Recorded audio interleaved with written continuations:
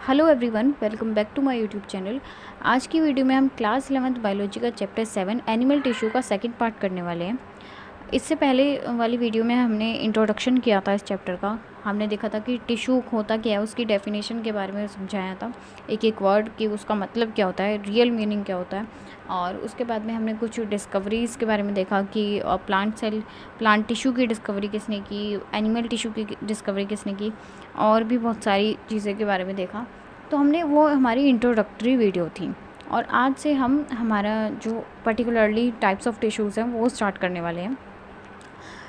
तो अगर किसी ने वो वीडियो नहीं देखी है तो आप देख सकते हैं, क्योंकि टिश्यू का थोड़ा सा आइडिया आ जाएगा, तभी आगे का समझ आएगा।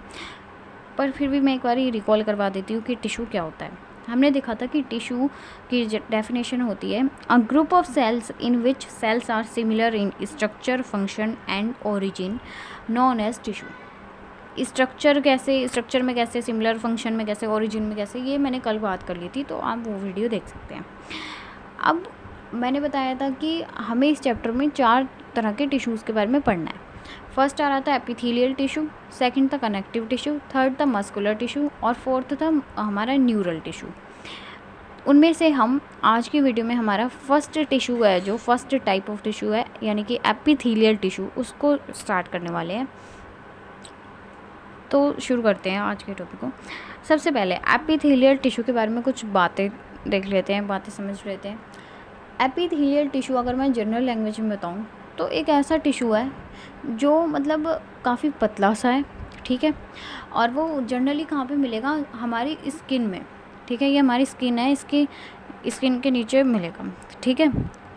और उसके बाद में बाकी और भी जगह मिलता है, वो तो अभी पढ़ेंगी, बट एक जनरल आइडिया दे रही हूँ कि टिश्यू, ये एपिथेलियल टिश्यू हमें मोस्टली कहाँ पे देखने को मिलेगा, तो ये ज़्यादातर हमें स्किन में देखने को मिलता है, ठीक है। अब इसके बारे में कुछ इसकी प्रॉपर्टीज़ वगैरह के बारे में देख लेते हैं। ये वो टिश्यू है, कल हमने बात की थी कि टिश्यू वो होता है जो सिमिलर ओरिजिन से मतलब डेवलप होता है, जो मतलब टिश्यू ग्रुप ऑफ सेल्स होता है जो सभी सेल्स एक सेम ओरिजिन से डेवलप हो रहे हैं। और वो ओरिजिन का क्या मतलब था वो मैंने बताया था कि हमारे पास में 3 लेयर्स प्रेजेंट होती हैं, एक्टोडर्म, एंडोडर्म और मेसोडर्म, ठीक है। एक्टोडर्म, मेसोडर्म और एंडोडर्म, जिसमें से एक्टोडर्म सबसे आउटर लेयर होती है, आउटर मोस्ट लेयर, मेसोडर्म हमारी मिडल लेयर होती है, और एंडोडर्म इनर मोस्ट लेयर होती है। तो जो हम आगे टिश्यूज़ के बारे में पढ़ेंगे, जो आगे आएंगे टाइप्स ऑफ टिश्यूज़, उसमें हम देखेंगे कि वो या तो किसी एक ही तरह की लेयर से डेवलप हो रहे हैं, या तो वो एक्टोडर्म से डेवलप हो रहे हैं, या मेसोडर्म से, या फिर एंडोडर्म से। लेकिन जो एपिथेलियल टिश्यू है वो एक ऐसा टिश्यू है जो ये तीनों लेयर से डेवलप होता है, ठीक है। मतलब कि इसका मन होगा, इसकी मर्जी होगी तो ये एक्टोडर्म से डेवलप होगा, इसकी मर्जी होगी ये मेसोडर्म से डेवलप होगा, और एंडोडर्म से भी हो सकता है। तो मेन पॉइंट ये है कि जो एपिथेलियल टिश्यू होता है वो तीनों ही लेयर से डेवलप हो सकता है। और सबसे पहले ये टिश्यू कब डेवलप होता है वो देख लेते हैं। जब एम्ब्रियोनिक स्टेज होती है, यानी कि जब पार्चुरेशन नहीं होती, और जब मतलब फीटल स्टेज होती है, जो उस टाइम पे ये जो हमारा एपिथेलियल टिश्यू होता है ये सबसे पहले ओरिजिनेट होता है। मतलब बाकी टिश्यूज़ तो आते ही हैं, लेकिन सबसे पहले ये वाला टिश्यू ओरिजिनेट होता है। और कब होता है, एम्ब्रियोनिक स्टेज पे। उसके बाद में इसका मेन फंक्शन क्या है, ये हमारी बॉडी को कवर करता है, ठीक है, कवरिंग करता है। अब स्किन क्या कर रही है, हमारी बॉडी की कवरिंग कर रही है। जैसे स्किन कवरिंग कर रही है हमारी बॉडी की, और स्किन यही तो है एपिथेलियल टिश्यू। तो हम कह सकते हैं कि जब हम ये बात कह रहे हैं कि स्किन हमारी बॉडी को कवर कर रही है, तो हम ये भी तो कह सकते हैं कि एपिथेलियल टिश्यू हमारी बॉडी को कवर कर रहा है। तो इसका मेन फंक्शन यही होता है कि ये बॉडी को कवरिंग प्रोवाइड करता है। उसके बाद में इनके जो सेल्स होते हैं वो काफ़ी मतलब एक दूसरे से जुड़े हुए होते हैं। जैसे कि हमने वो मधुमक्खी का छत्ता देखा है, मतलब अगर किसी ने रियल लाइफ में देखा है तो वैसे भी देखा होगा। उसमें क्या होता है कि ऐसे ऐसे सेल्स जो होते हैं बिल्कुल चिपके होते हैं। कॉम्पैक्टली अरेंज का मतलब होता है बिल्कुल साथ में चिपके हुए हैं, काफ़ी मतलब बाइंडेड है वो। और उनके बीच में बिल्कुल थोड़ा सा इंटरसेलुलर मैट्रिक्स होता है। अब मैट्रिक्स क्या होता है इसके बारे में ज़्यादातर हम कनेक्टिव टिश्यू में पढ़ेंगे, जो कि हमारा नेक्स्ट टाइप ऑफ टिश्यू है। मैट्रिक्स एक तरह से समझ लीजिए सेमी फ्लूइड, ठीक है, ना ही लिक्विड है और ना ही वो सॉलिड है। सेमी फ्लूइड, उसके अंदर बहुत सारे सेल्स प्रेजेंट होते हैं, फाइबर्स वगैरह प्रेजेंट होते हैं, उसके बारे में हम वो कनेक्टिव टिश्यू में पढ़ेंगे। अभी बस इतना देख रहे हैं कि जो हमारे एपिथेलियल टिश्यू के सेल्स होते हैं वो काफ़ी एक दूसरे से जुड़े होते हैं, एक दूसरे के साथ में बाइंडेड होते हैं। उसके बाद में ये पॉइंट तो हमने देख ही लिया कि ये तीनों लेयर से ओरिजिनेट होते हैं, एक्टोडर्म से भी, मेसोडर्म से भी और एंडोडर्म से भी। अब उसके बाद में स्ट्रक्चर देख लेते हैं। जो हमारा एपिथेलियल टिश्यू होता है वो ऐसे प्रेजेंट होता है। यहाँ तक आई होप कि सबको समझ आ गया। और एक और पॉइंट कि जो एपिथेलियल टिश्यू होता है, अभी पहले मैं वैसे नॉर्मल लैंग्वेज में समझाती हूँ, उसके बाद में साइंटिफिक लैंग्वेज में बताऊँगी। हमारी स्किन है, अब हमारी स्किन में कितने ही कट लगते रहते हैं। भाई अगर हम लाइक चॉपिंग कर रहे हैं तब कट लग गया नाइफ से, उसके बाद में फिर खेल रहे हैं तब लग गया, या कुछ भी हम एक्टिविटी कर रहे हैं तो हमारी बॉडी में, स्किन में काफ़ी सारी चोटें लगती हैं। और क्या होता है कि ब्लड आना स्टार्ट होता है, लेकिन उसके बाद में ऐसा तो नहीं होता ना कि आ रहा है, ब्लड स्टार्ट हुआ, ब्लीडिंग स्टार्ट हुई तो वो मतलब 10-15 दिन तक होती ही जा रही है, ब्लीडिंग होती जा रही है। नहीं, उसके मतलब वापस से वो ठीक हो जाती है, दोबारा से स्किन आ जाती है ऊपर, ठीक है, जिसको हम कहते हैं नई स्किन आ गई, ठीक है, वही चीज़ है। तो वो किसकी वजह से हो रहा है? हमने देखा कि स्किन जो है वो एपिथेलियल टिश्यू की बनी हुई है, ठीक है, एपिथेलियल टिश्यू प्रेजेंट है स्किन में, तो वो एपिथेलियल टिश्यू की वजह से हो रहा है। हम कहते हैं कि जो एपिथेलियल टिश्यू है उसकी जो रीजनरेशन पावर है काफ़ी ज़्यादा है। रीजनरेशन पावर का मतलब वही है कि जो जैसे कट लग गया उसके बाद में जब दोबारा से स्किन आई, दोबारा से नई स्किन आई, उसको हम रीजनरेशन कह रहे हैं। तो हम कह सकते हैं कि जो एपिथेलियल टिश्यू है उसकी रीजनरेशन पावर काफ़ी ज़्यादा है। तो बस यही पॉइंट था इसमें। अब देख लेते हैं कि स्ट्रक्चर कैसा होता है इस वाले टिश्यू का। जैसे कि टिश्यू में क्या होगा, सेल्स का ग्रुप प्रेजेंट होगा। तो मान लीजिए ये हमारे सेल्स हैं और अभी हमने देखा कि काफ़ी ज़्यादा कॉम्पैक्टली अरेंज है, इसके बीच में काफ़ी थोड़ा थोड़ा सा स्पेस है, ये न्यूक्लियस सेल के बीच में। तो ये हमने देखा कि ये सेल्स हैं। अब इसके नीचे ना एक लेयर प्रेजेंट होती है, मान लीजिए ये एक लेयर प्रेजेंट है, ठीक है, और अब हम इसी लेयर को बड़ा करके देख रहे हैं। ये जो लेयर है इसको हम नाम देते हैं बेसमेंट मेम्ब्रेन, ठीक है। ये तो टिश्यू के सेल्स हो गए, ऊपर वाली चीज़ सेल्स हो गई, और ये जो है इसको हम, ये एक मेम्ब्रेन प्रेजेंट है और अब हम इसी मेम्ब्रेन के बारे में पढ़ने वाले हैं। और इस मेम्ब्रेन को कहते हैं हम basement membrane. Basement membrane, basement क्या होता है, नीचे को प्रेजेंट होता है, और ये भी सेल्स के नीचे प्रेजेंट है, तो हम कह सकते हैं बेसमेंट मेम्ब्रेन। अब हम इस मेम्ब्रेन के बारे में पढ़ते हैं।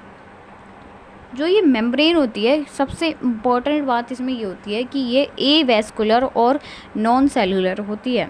अब ये क्यों कह रहे हैं हम ए वैस्कुलर और नॉन सेलुलर, का मतलब है ये इसके अंदर कोई भी सेल्स प्रेजेंट नहीं होंगे। मतलब ये जो हमारी बेसमेंट मेम्ब्रेन होती है ये नॉन सेलुलर है, इसका मतलब कि इसमें सेल एब्सेंट है, सेल्स प्रेजेंट नहीं है, इसमें सेल्स की नहीं बनी हुई है। अब ये किस चीज़ की बनी हुई है ये देख लेते हैं। देखिए ये मैंने यहाँ पे भी बनाया हुआ है, ये हमारे सेल्स हो गए, ठीक है, ऊपर ये जो बने हुए हैं ये हमारे सेल्स हो गए। अब ये बेसमेंट मेम्ब्रेन है, इसको देख लेते हैं। बेसमेंट मेम्ब्रेन दो चीज़ों की बनी हुई है, ठीक है। अब भी हमने देखा एपिथेलियल टिश्यू के बारे में भी पढ़ेंगे कि उसके अंदर क्या है, सेल्स है और मैट्रिक्स है। वैसे ही बेसमेंट मेम्ब्रेन भी दो चीज़ों की बनी हुई है। सबसे पहले आ जाता है हमारा बेसल लैमिला, और बेसल लैमिला इसमें कौन सी वाली पार्ट है, ये देखिए, ये जो है पार्ट, ये बेसल लैमिला है, ये वाला जो जिसमें मैंने ग्रीन से शेड किया हुआ, ग्रीन से कलर किया हुआ है, वो बेसल लैमिला है, ठीक है। अब ये बना किस चीज़ का होता है ये भी देखेंगे। उसके बाद में ये जो रेड आपको स्ट्रक्चर दिख रहा है इसको हम कहते हैं रेटिकुलर लैमिला। अब क्या है, ये किस चीज़ का बना हुआ है, इसका कंपोनेंट्स क्या है ये देख लेते हैं। तो ये जो बेसल लैमिला है, जो ग्रीन वाला पार्ट है, ये बना होता है हमारा म्यूकोपॉलीसैकेराइड और ग्लाइकोप्रोटीन का। म्यूकोपॉलीसैकेराइड और ग्लाइकोप्रोटीन का। अब ये म्यूकोपॉलीसैकेराइड, ग्लाइकोप्रोटीन क्या होते हैं ये हमें डिटेल में बायोमोलिक्यूल्स में पढ़ने को मिलेगा। अभी हमें बस याद रखना है कि जो हमारा बेसल लैमिला होता है वो बना होता है म्यूकोपॉलीसैकेराइड और ग्लाइकोप्रोटीन का। अब उसके बाद में दूसरी चीज़ हमने देखा कि हमने पता किया कि जो रेड स्ट्रक्चर है इसको हमने बोला ये रेटिकुलर लैमिला है। रेटिकुलर लैमिला किस चीज़ का बना होता है, नाम से ही पता लग रहा है। रेटिकुलर लैमिला जो है वो उसके पास में रेटिकुलर फाइबर्स प्रेजेंट होंगे और साथ में कुछ कुछ कोलेजन फाइबर्स भी प्रेजेंट होते हैं। अब फाइबर्स अलग अलग तरह के होते हैं, इसके बारे में हम कनेक्टिव टिश्यू में पढ़ेंगे। अभी बस हमें याद रखना है कि जो हमारी बेसमेंट मेम्ब्रेन होती है वो सेल्स के नीचे प्रेजेंट होती है और ये नॉन सेलुलर होती है, नॉन सेलुलर और एवेस्कुलर होती है और ये दो चीज़ों की बनी होती है। सबसे पहली बेसल लेमिला, दूसरी चीज़ होती है हमारी रेटिकुलर लेमिला। बेसल लेमिला बनी होती है म्यूकोपॉलीसैकेराइड और ग्लाइकोप्रोटीन्स की, वहीं पे जो हमारा रेटिकुलर लेमिला है वो बना होता है कोलेजन और रेटिकुलर फाइबर्स का। अब ये फाइबर्स के बारे में हम आगे पढ़ने वाले हैं। आई होप कि वहाँ तक सभी को समझ आ गया हो। अब जैसे कि हमने क्लासिफिकेशन की थी, बायोलॉजिकल क्लासिफिकेशन में हमने बहुत सारी चीज़ें पढ़ी। जैसे कि बायोलॉजिकल क्लासिफिकेशन में हमने सबसे पहले 5 किंगडम्स पढ़े थे, जिसमें हमारा Monera, protista, algae, Monera, protista और फंगस और प्लांट एनिमल आ रहा था। उसके बाद में हमने क्या किया था, उनके बीच में भी क्लासिफिकेशन कर दी थी। जैसे कि फंगस में आ गया था हमारे पास में बेसिडोमाइसिटीज़, फाइकोमाइसिटीज़, तो हमने फर्दर क्लासीफाई किया था उन्हें। अभी ऐसे ही हमने देखा कि टिश्यू है, टिश्यू 4 तरह का प्रेजेंट है, 4 तरह के टिश्यूज़ हैं। सबसे पहले एपिथेलियल, फिर कनेक्टिव, फिर मस्कुलर और फिर न्यूरल। अब हम एपिथेलियल टिश्यू को भी फर्दर क्लासीफाई करते हैं ऑन द बेसिस ऑफ कि वो उनकी कितनी लेयर्स प्रेजेंट है। देखिए, जैसे कि अभी हमने देखा कि एपिथेलियल टिश्यू के सेल्स होते हैं, अगर उन सेल्स की सिर्फ एक लेयर प्रेजेंट है, अगर उन सेल्स की सिर्फ एक सिंगल लेयर प्रेजेंट है, तो इसको हम कह देंगे सिंपल एपिथेलियम। सिंपल है, सिंगल लेयर है, पतली सी लेयर है, इसको हमने कह दिया सिंपल एपिथेलियम। और वहीं पे अगर ये बहुत सारी लेयर्स प्रेजेंट हो, ऐसे 3-4 लेयर प्रेजेंट हैं, 3-4 लेयर प्रेजेंट हैं उन सेल्स की, तो ये क्या है, बहुत कॉम्प्लेक्स सा स्ट्रक्चर है, ठीक है। तो इसको हम कह देते हैं कंपाउंड एपिथेलियम। अब जैसे हम केमिस्ट्री में पढ़ते हैं एलिमेंट और कंपाउंड्स के बारे में, तो उसमें क्या होता है, कंपाउंड जैसे कि हम ले लेते हैं C6H12O6, वो क्या है, बहुत सारे एलिमेंट से मिलकर बना हुआ है, मतलब अलग अलग एलिमेंट से ही तो मिलकर बना है, कार्बन से मिलकर बना है, हाइड्रोजन से मिलकर बना है, ऑक्सीजन से मिलकर बना है, तो यानी कि उसके पास में एक से ज़्यादा एलिमेंट्स प्रेजेंट हैं, तो इसको हम कह रहे हैं कंपाउंड। वैसे ही यहाँ पे भी होता है, अगर एक से ज़्यादा लेयर्स प्रेजेंट होती है तो उसको हम कहते हैं कंपाउंड एपिथेलियम, ठीक है। अब इसके बारे में पढ़ना चालू करते हैं। सबसे पहले हम देखते हैं सिंपल एपिथेलियम। सिंपल एपिथेलियम में जैसे कि अभी बताया कि ये सिंगल लेयर होती है, ठीक है। सिंपल में क्या होता है, सिंगल लेयर प्रेजेंट होती है, एक ही लेयर। इनका काम क्या होता है, अभी पीछे हमने देखा था कि कवरिंग में हेल्प करता है, लेकिन उसमें हमने देखा था कि जनरली जो एपिथेलियम टिश्यू होता है, पूरा एपिथेलियम टिश्यू, उसका एक मोस्ट कॉमन फंक्शन कह सकते हैं हम, वो ये था कि वो बॉडी को कवरिंग प्रोवाइड कर रहा था। लेकिन ऐसा नहीं है कि सिर्फ वही उसका फंक्शन है, और भी फंक्शंस हैं। जैसे कि अब जो हमारा सिंपल एपिथेलियम होता है उसके 2 काम होते हैं, सिक्रीशन और एब्जॉर्प्शन में हेल्प करना। सिक्रीशन मान लेते हैं, सिक्रीशन का अगर मैं मतलब बताऊँ, जैसे कि आप लोगों ने सुना होगा कि सब्ज़ी वगैरह जैसे घर पे बनती है, तो उसमें हम कहते हैं कि नमक डालने से पानी छोड़ देता है, सब्ज़ी जो होती है वो पानी छोड़ देती है या तेल छोड़ देती है, ये चीज़ सुनी होगी। क्या हो रहा है, वो चीज़ सिक्रीट हो रही है, ठीक है। मतलब सिक्रीशन वैसे हम सुनते भी रहते हैं, हम ये भी कहते हैं कि हमारी बॉडी में बहुत सारे हार्मोन सिक्रीट होते हैं, या फिर कह सकते हैं कि जैसे HCl सिक्रीट होता है, ये सब। और एब्जॉर्प्शन के बारे में तो हमने सुना ही है। एब्जॉर्प्शन आप क्या करो, जैसा कि हम टीवी में एक एडवर्टाइजमेंट आती है फेस वॉश की, आई डोंट नो, शायद वो पॉन्ड्स का होता है, कभी देखना ऐड आई, या फिर यूट्यूब पे सर्च कर लेना पॉन्ड्स की चारकोल फेस वॉश एडवर्टाइजमेंट। तो उसमें आपको एक चीज़ दिखेगी, वो ना पानी के अंदर क्या करेगी, पानी के अंदर बहुत सारी लाइक इम्प्योरिटीज़ होती है, और वो मतलब ग्लास में, और वो क्या करते हैं कि एक चारकोल की बॉल डालते हैं, मतलब वो एडवर्टाइजमेंट है उसमें शो करते हैं, बट मैं समझा रही हूँ उस चीज़ को, थोड़ा सा लिंक करके देखना। और एब्जॉर्प्शन का मतलब जनरली मैं समझा रही हूँ। तो वो क्या करती है कि वो उस बॉल को, चारकोल की बॉल को पानी में डालते हैं, और वो सारी की सारी इम्प्योरिटी अपने अंदर सोख लेती है, ठीक है, एब्जॉर्ब कर लेती है। तो ये वैसे उस तरीके से एब्जॉर्प्शन का मतलब होता है। अब उसको हमने जो हमारा सिंपल एपिथेलियम है उसको भी हमने आगे क्लासीफाई किया है, अब कैसे क्लासीफाई किया है, जो ये सेल्स थे, अभी हमने देखा कि सिंगल लेयर है तो सिंपल, और बहुत सारी लेयर है तो हमारा कंपाउंड। लेकिन अब हम क्लासीफाई किस बेस पे कर रहे हैं कि इनकी शेप कैसी है। ये इनकी शेप कैसी है भाई, मतलब अगर ये थोड़े से लंबे लंबे सेल्स हैं, इनको हम कहते हैं कॉलमनार एपिथेलियम। अगर क्यूबॉइडल शेप्ड है तो इनको हम कह देते हैं क्यूबॉइडल एपिथेलियम। तो इनकी शेप्स के बेसिस पे हम इन्हें क्लासीफाई कर रहे हैं।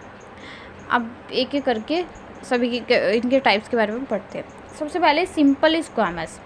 सिंपल का वर्ड, ये जो सिंपल एपिथेलियम है ये इससे लिया हुआ है, और मेन जो है इसमें स्क्वामस एपिथेलियम भी कहते हैं इसे। स्क्वामस एपिथेलियम की शेप किस तरीके की होती है, जैसे कि हम सभी ने देखा है हमारे घर में टाइल्स लगी होती हैं, फ्लोर पे टाइल्स होती है ना, फ्लोर टाइल्स, ठीक है। वो टाइल्स कैसी होती है, मतलब पतली पतली सी लगती है हमें, जब ऐसे फ्लोर पे लगी होती है हमें ऐसे पतली पतली सी टाइल्स दिखती हैं, मतलब एक कुछ इस तरीके से। ऐसे ना हमने कोई सेल रखा हुआ है और इसको हम बीच में दबा देते हैं ऐसे करके, तो वो बिल्कुल एक पतली सी, जैसे हम कह सकते हैं चपटी हुई शेप के हमें सेल्स देखने को मिलते हैं। स्क्वामस में, स्क्वामस एपिथेलियम के जो सेल्स होते हैं वो इस तरीके से कुछ चपटे शेप के होते हैं, मतलब बिल्कुल पतले से और टाइल लाइक दिखते हैं वो, ठीक है। और इसीलिए ही हम स्क्वामस एपिथेलियम को कुछ और नाम से भी जानते हैं, वो नाम होता है उसका पेवमेंट या फिर टेसिलेटेड एपिथेलियम।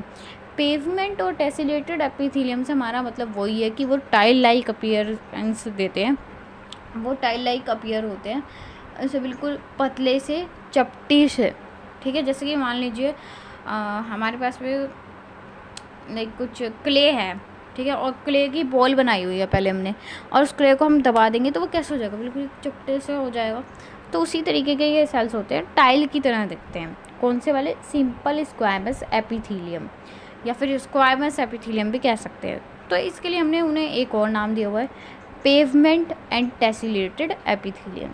अब इनका क्या काम होता है, इनका काम होता है डिफ्यूज़न। अब डिफ्यूज़न क्या होता है, डिफ्यूज़न वैसे तो हम आगे पढ़ेंगे डिटेल में, ट्रांसपोर्ट वाले चैप्टर में भी पढ़ते हैं, और वैसे ह्यूमन फिजियो में भी पढ़ेंगे रेस्पिरेटरी वाले चैप्टर में। लेकिन अभी एक जनरल आइडिया दूँ तो डिफ्यूज़न का मतलब होता है एक्सचेंज ऑफ गैसेस, मतलब एक्सचेंज मान लीजिए किसी भी चीज़ का, लिक्विड का, गैस का, ये किसी भी चीज़ का। अभी के लिए इतना ही समझिए।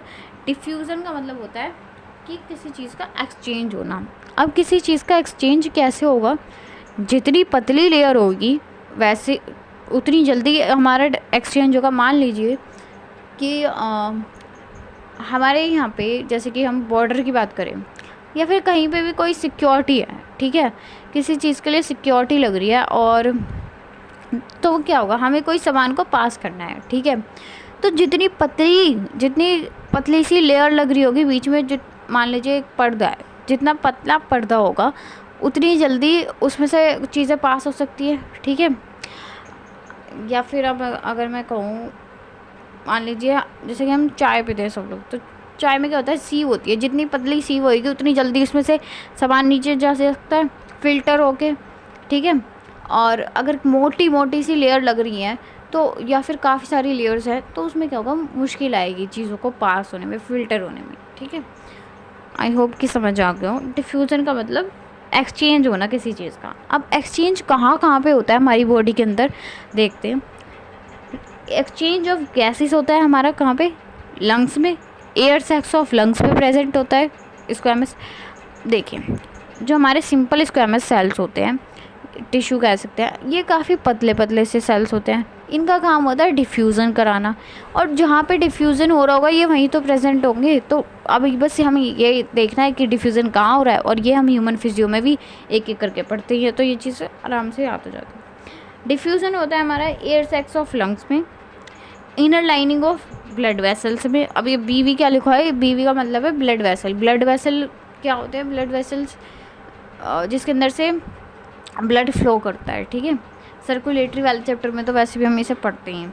तो inner lining of blood vessels में प्रेजेंट होगा, मतलब जैसे अगर ये हमारी ब्लड वेसल है तो मान लीजिए ऐसे है हमारी ब्लड वेसल, तो ये यहाँ पे प्रेजेंट होंगे, बाहर नहीं होंगे, इसके अंदर अंदर प्रेजेंट होंगे, ठीक है। ये वाले जो हमारे स्क्वामस एपिथेलियम होते हैं।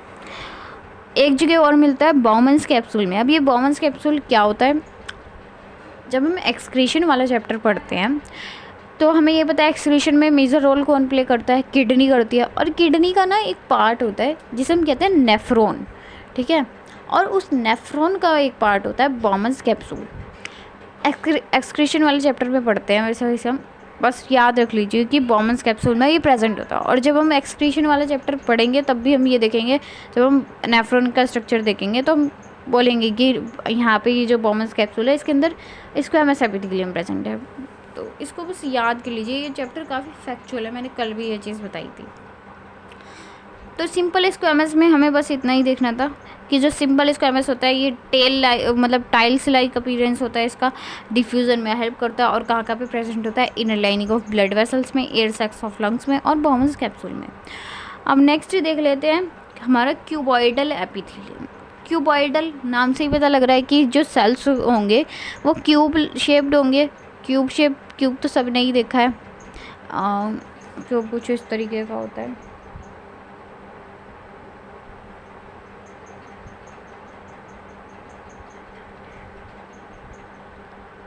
ऐसे होता है क्यूब। लेकिन अगर हम इस चीज़ को भी नहीं समझ पा रहे तो समझ लीजिए कि ऐसे स्क्वायर शेप्ड होते हैं। क्यूब और स्क्वायर थोड़ा सा सिमिलर लगता है देखने में, तो ये इनके जो सेल की शेप होती है वो इस तरीके की होती है, ठीक है।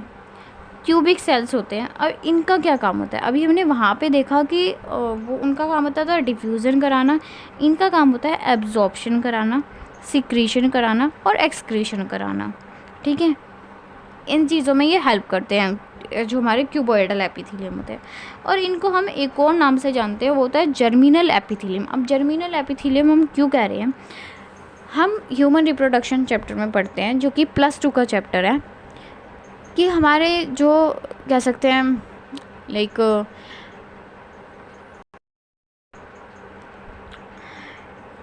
जो प्राइमरी सेक्स ऑर्गन्स होते हैं वो होते हैं फीमेल होते हैं ओवरीज, और मेल्स में होते हैं टेस्टिस, ठीक है। तो अब ओवरीज में प्रेजेंट होता है हमारा ये वाला, अभी मैं थोड़ा सा बताती हूँ, वैसे वो उस चैप्टर में ही आएगी चीज़ समझ, लेकिन थोड़ा सा समझिए। जैसे कि हमारे पास में ओवरीज प्रेजेंट होती है फीमेल्स में, ठीक है, और वहीं पे मेल्स में टेस्टिस होती है। अब टेस्टिस में भी ना एक पार्ट होता है जिसको हम कहते हैं सेमिनिफेरस ट्यूब्यूल्स, ठीक है। अभी सेमिनिफेरस ट्यूब्यूल क्या होता है, कैसे मतलब लोब्यूल्स होते हैं, ये सब हम आगे जाके पढ़ेंगे ह्यूमन रिप्रोडक्शन में। अभी बस इतना समझिए, जैसे कि ये सेमिनिफेरस ट्यूब्यूल है तो इसके अंदर एक पार्ट होएगा, मतलब ये हमारी टेस्टिस है तो इसके अंदर ऐसे करके पार्ट होएगा एक, जिसको हम कह रहे हैं सेमिनिफेरस ट्यूब्यूल्स, ठीक है। तो ये जो क्यूबॉइडल एपिथेलियम होता है ये वहाँ पे ओवरीज और सेमिनिफेरस ट्यूब्यूल्स में प्रेजेंट होता है। और जर्मिनल का मतलब होता है थोड़ा थोड़ा सा लाइक कहते हैं ना, थोड़ा सा समझिए कि रिप्रोडक्शन या फिर कह सकते हैं इनका थोड़ा थोड़ा रोल। जर्मिनल से आप समझ सकते हैं कि ये थोड़े, जर्मिनल से हम समझ सकते हैं कि ये सेक्स ऑर्गन्स में प्रेजेंट है, इससे रिलेटेड आप कर सकते हैं। तो इसलिए हम इसे क्यों कह रहे हैं जर्मिनल एपिथेलियम, क्योंकि ये ओवरीज और सेमिनिफेरस ट्यूब्यूल्स में प्रेजेंट होता है क्यूबॉइडल एपिथेलियम। उसके बाद में ये सलाइवरी और पैनक्रियाटिक डक्ट्स में भी प्रेजेंट होता है, और लाइनिंग ऑफ पीसीडी में भी प्रेजेंट होता है। अब ये सब क्या होता है, पीसीडी क्या है, ये सब ये हम पढ़ते हैं आगे ह्यूमन फिजियो में। तो अभी बस हमें इन चीज़ों को याद ही करना होगा कि कहाँ कहाँ पे प्रेजेंट होते हैं। अब ये एक एक करके बताऊंगी मैं कि ये क्या होता है, ओवरीज क्या है, सेमिनिफेरस ट्यूब्यूल क्या है। तो वही पूरे 11th-12th हम एक साथ नहीं कर सकते, वो उनके लिए अलग से चैप्टर्स बने हुए हैं। अभी हमें यहाँ पे बस इन चीज़ों को याद करना होगा, ये डेटा है और इसको हमें याद करना है कि कहाँ कहाँ पे प्रेजेंट है। तो क्यूबॉइडल एपिथेलियम में हमें यही देखना था कि क्यूब लाइक सेल्स होते हैं, एब्जॉर्प्शन और सिक्रेशन में हेल्प करते हैं। जर्मिनल एपिथेलियम में कहते हैं कहाँ कहाँ प्रेजेंट होते हैं, पीसीटी की लाइनिंग में, पेनक्रियाटिक डक्ट और सलाइवरी डक्ट्स में, और ओवरीज और सेमिनिफेरस ट्यूब्यूल्स में। उसके बाद में आ जाते हैं कॉलमनार एपिथेलियम। कॉलमनार एपिथेलियम क्या होता है, पिलर लाइक सेल्स होते हैं, मतलब लंबे लंबे सेल्स होते हैं, जैसे कि ये पेन है, ऐसे लंबे लंबे से सेल्स होते हैं कॉलमनार एपिथेलियम के। उसके बाद में इनका जो न्यूक्लियस होता है, मैं बना के दिखाती हूँ कैसे होते हैं सेल्स। ये कुछ इस तरीके के होते हैं, ये वाले जो सेल्स हैं। और जो इनका न्यूक्लियस होता है ना, ये नीचे प्रेजेंट होगा यहाँ पे, और ऐसे करके इनका न्यूक्लियस प्रेजेंट होता है, लाइक ओवल शेप्ड। ओवल एक तो होता है राउंड, ओवल सुना ही होगा, ओवल शेप्ड फेस होता है, कहते हैं फेस की शेप ओवल होती है कुछ लोग। तो ओवल शेप न्यूक्लियस होता है इसका, ऐसे, मतलब पूरा गोल नहीं होता, थोड़ा अलग तरीके का इस शेप का होता है इनका न्यूक्लियस, ठीक है। और एनसीईआरटी में डायग्राम भी देख सकते हैं। तो अब ये जो होते हैं ये पिलर लाइक सेल्स होते हैं और इनका काम होता है एब्जॉर्प्शन और सीक्रेशन। काम इनका उनके जैसा ही है, क्यूबॉइडल एपिथेलियम के जैसा ही, बस इनकी पोजीशन मतलब कह सकते हैं कि लोकेशन अलग है, ये कहीं और प्रेजेंट होते हैं। ये प्रेजेंट होते हैं हमारे इंटेस्टाइन और स्टमक में, ठीक है। याद ही करना पड़ेगा इस चीज़ को, इसमें कुछ समझने वाली बात नहीं है। पिलर लाइक सेल्स होते हैं और ओवल न्यूक्लियस होता है और थोड़ा बॉटम में प्रेजेंट होता है इनका न्यूक्लियस। अब उसके बाद में ये तो था मतलब classification on the basis of their shape of cells, ठीक है। अब हम एक और तरह की क्लासिफिकेशन करते हैं जो कि होती है सीलिया प्रेजेंट है या नहीं है, ठीक है, सीलिया के बेसिस पे। अब सीलिया क्या होता है, अभी अभी हम पढ़ के आए हैं सेल चैप्टर में सीलिया, और हमने फ्लैजुला में डिफरेंस भी किया था। अगर किसी ने वो चैप्टर की वीडियो नहीं देखी है तो आप देख सकते हैं, प्लेलिस्ट में जाके आपको मिल जाएगी सभी चैप्टर्स की वीडियोस। तो जो सीलिया होते थे वो क्या करते थे कि लाइक सेल्स की मूवमेंट कराने में हेल्प करते थे, ठीक है। तो ये वही सीलिया है, और हमने देखा था सीलिया छोटे होते हैं फ्लैजुला के कंपैरिजन में और बहुत सारे प्रेजेंट होते हैं, लेकिन जो फ्लैजुला होता है वो सिर्फ एक ही प्रेजेंट होता है। तो ये उसी सीलिया की बात कर रहे हैं हम। सीलिएटेड कॉलमनार, यानी कि अब सीलिएटेड से तो हमें समझ आ रहा है कि सीलिया, और कॉलमनार से समझ आ रहा है कॉलमनार एपिथेलियम। तो वो सीलिएटेड कॉलमनार वो होता है जो कॉलमनार सेल्स के ऊपर सीलिया लगा हो, ठीक है, उसको हम कह देते हैं सीलिएटेड कॉलमनार एपिथेलियम। अब ये कहाँ कहाँ पे प्रेजेंट होगा, हमें इस चीज़ को याद रखना होगा। ये प्रेजेंट होगा फैलोपियन ट्यूब में। फैलोपियन ट्यूब क्या होता है, अगेन ये ह्यूमन रिप्रोडक्शन का एक पार्ट है, एक टॉपिक है।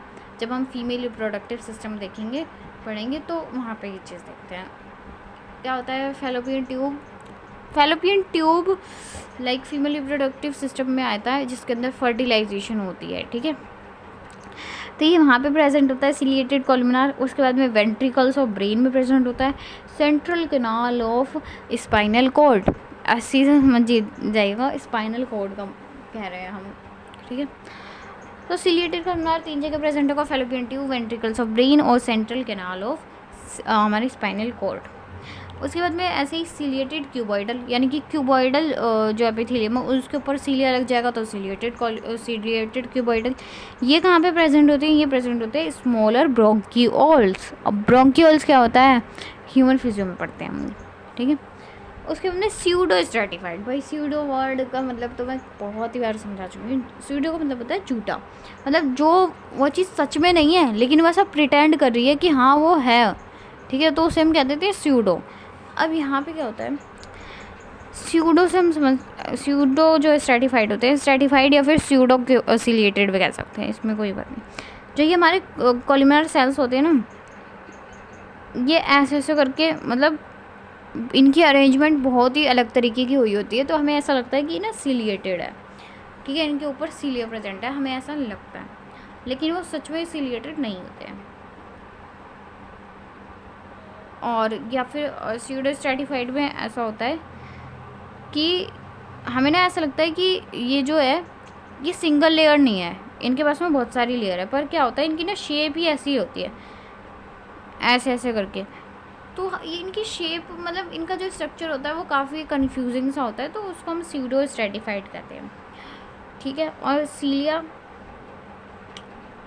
ट्रैकिया में प्रेजेंट है, जो हमारे स्यूडो सीलिएटेड वाले हैं ये कहाँ पे प्रेजेंट होते हैं, ट्रैकिया में और लार्जर ब्रोंकियल्स में। स्मॉलर ब्रोंकियल्स में सीलिएटेड क्यूबॉइडल थे। नॉन सीलिएटेड होते हैं यूरेथ्रा ऑफ मेल में, ठीक है। आई होप कि हमें सिंपल एपिथेलियम हमारा क्लियर हो गया होगा। देखिए सबसे पहले टिश्यू होता है 4 तरह का, epithelial tissue, connective tissue, muscular tissue और न्यूरल टिश्यू। उसके बाद में हमने जो हमारा एपिथेलियल टिश्यू था उसको फर्दर क्लासीफाई कर दिया। हमने एपिथेलियल टिश्यू को 2 कैटेगरीज में डिवाइड कर दिया। सबसे पहले सिंपल एपिथेलियम और कंपाउंड एपिथेलियम। सिंपल एपिथेलियम में हमने कहा कि इनके पास में सिर्फ एक लेयर प्रेजेंट होती है सेल्स की।